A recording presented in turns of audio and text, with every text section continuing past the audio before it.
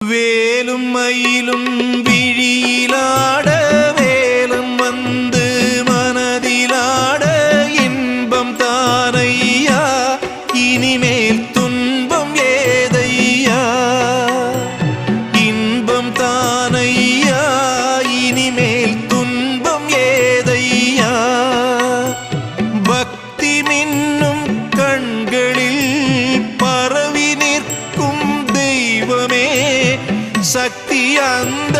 அம்மையின் தாய்மை கொண்ட உள்ளமே நாளும் உன்னை வேண்டும் போது இன்பந்தானையா இனிமேல் துன்பமேதையா